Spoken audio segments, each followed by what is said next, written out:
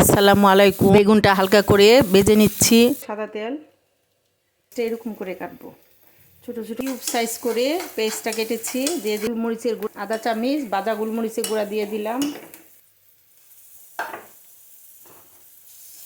1.5 চা চামচ আদা রসুনের বাটা দিয়ে দিলাম। ব্লেন্ডারে যে মুরগি করেছি সেই কিমার পানিটা অল্প দিয়ে দিলাম। আধা চামচ মরিচের গুঁড়া,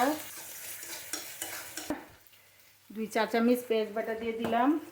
মতো লবণ, জিরা, গরম মশলা, এলাচি দারচিনি সব একসাথে দিয়েছি।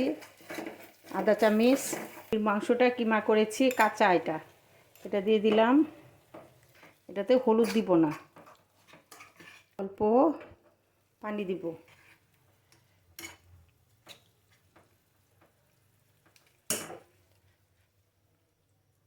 এলাচি দারচিনি একটু থেতো করে দিয়েছি, এলাচিটা একটু থেতো করে দিয়েছি।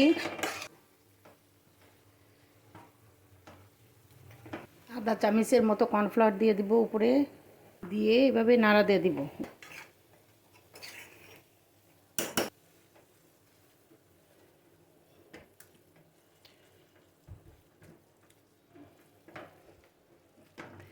দেখেন আধা চামচ কর্নফ্লাওয়ার দেওয়াতে পানিটা কিভাবে শুকিয়ে গেছে, জমাট বেঁধে গেছে। কর্নফ্লাওয়ার দিলে পুরটা খুব সুন্দর হয়। কাঁচামরিচ দিয়ে দিব, 2টা কাঁচামরিচ দিয়ে দিয়েছি। আপনার ঝাল বেশি খাইলে মরিচ বেশি দিতে পারেন। আর ধনিয়া পাতা দিয়ে দিব।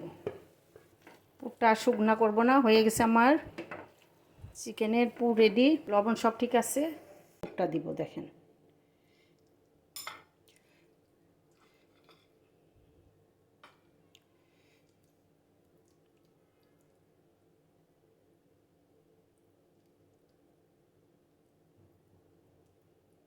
পুরটা দিবেন চেপে চেপে। এই যে দেখেন পুরটা যেন এরকম থাকে, এরকম করে সবগুলা বানাবো। বেগুনের ভিতরে সবগুলা পুর। এখন এটাকে কিভাবে ভাজবো সেটাই আপনাদের দেখাচ্ছি। করি ডিমটা এইভাবে বেগুনেরটা দিয়ে দিলাম। দেখেন চুলাটা কমিয়ে কিভাবে আস্তে আস্তে করে উল্টিয়ে দিই।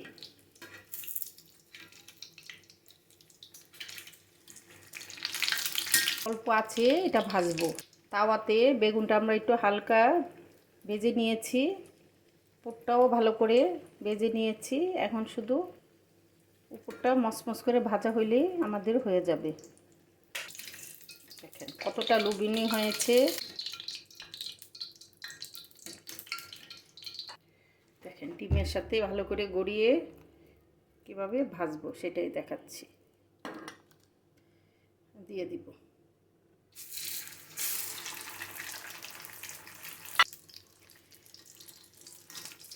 উল্টিয়ে দিব।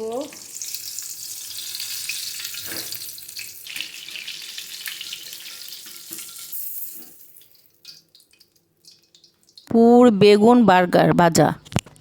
আপনি পোলাও দা খেতে পারেন, ভাতের সঙ্গে খেতে পারবেন, গরম গরম খালি খেতে পারবেন। তে আসলে তার সামনে যদি এটা পরিবেশন করেন, আমি একটা কেটে আপনাদের দেখাচ্ছি। এতটা সুন্দর হয়েছে দেখেন। তবে অতিথির সামনে আপনারা দিতে পারেন। আমার রান্নাগুলো যদি আপনাদের ভালো লাগে, লাইক কমেন্ট শেয়ার সাবস্ক্রাইব করবেন। আল্লাহ হাফেজ।